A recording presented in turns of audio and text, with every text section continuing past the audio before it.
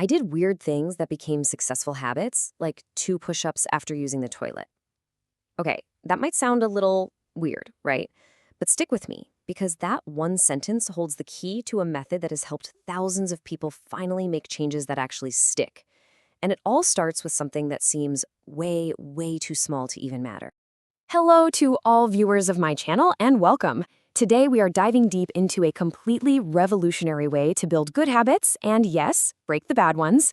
It's all based on the book Tiny Habits, and trust me, it's going to flip everything you thought you knew about willpower completely on its head. So let's just start with a question I think we've all asked ourselves at some point. Why is it so ridiculously hard to stick with our goals? You know the drill. We make those big New Year's resolutions, we buy the expensive gym membership, we promise ourselves we're going to meditate every single day, and then what happens? A few weeks later, we're right back where we started, feeling like a total failure. And when those goals crash and burn, we almost always fall into what's called the habit failure trap. We immediately start blaming ourselves. We think, I just don't have enough willpower, or I guess I'm just not motivated enough. But what if I told you the problem isn't you at all? What if it's the entire approach we're using? Well, here's the real reason our best intentions fail. We try to start way too big. Think about it. If you've never surfed a day in your life, you wouldn't paddle out and try to ride a giant 30-foot wave, right? You'd get absolutely wiped out and you'd probably never get back in the water. It's the exact same thing with habits. Aiming for a 30-minute meditation session when you've never even tried it before, that's just setting yourself up for a really discouraging fall. So, okay, if starting big is the problem, what in the world is the solution? Well, it lies in understanding this kind of secret formula that governs every single thing we do, from something as automatic as brushing your teeth to something as compulsive as checking your phone 100 times a day. And this is it, the Fogg behavior model. It looks super simple, I know, but it is incredibly powerful. It just says that for any behavior, that's the B, to actually happen, 3 things have to come together at the exact same moment. Motivation, which is M, ability, which is A, and a prompt, P. So B equals MAP. Simple as that. Let's break that down real quick. Motivation, that's just your desire to do the thing. Ability is all about how easy or hard it is to do. And the prompt, that's the little trigger, the cue that tells your brain, hey, do it now. Now here's the kicker. If even one of those is missing, the behavior just won't happen. No prompt, nothing happens. Too difficult? Nope, you won't do it. Zero motivation? Yeah, forget about it. And this model explains everything. Take the story of Katie, an executive from the book. Her good habit of tidying her desk happened like clockwork. Why? Well, it was easy and the end of her workday was the prompt.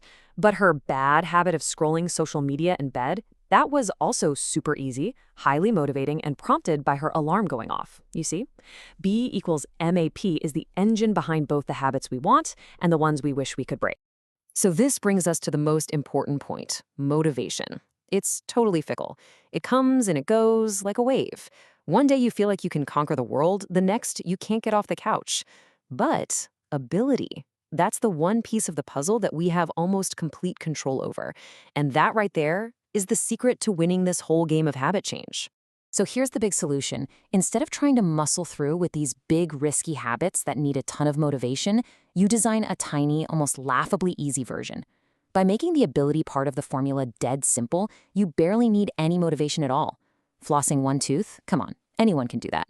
2 push-ups? That takes what, 3 seconds? The whole goal is to make the habit so easy, you literally cannot say no. Okay, so we've made the habit tiny. We're almost there. But there is one more ingredient, and honestly, this is the one that most people miss entirely. To make a habit actually stick, it is not about repetition, it's about emotion. You have to celebrate your wins, no matter how small they seem. This is a real story from the author himself. After he did his tiny habit, just flossing 1 tooth, he created an immediate positive feeling. He actually felt successful. And that feeling of success is what tells your brain, hey, that felt good, let's do that again. And look, celebration is a skill you can totally practice. The real key is to do it immediately after your tiny habit. It can be anything, a fist pump, a little yes, anything. This creates a tiny dopamine rush that literally wires that new behavior into your brain, making you actually want to do it again.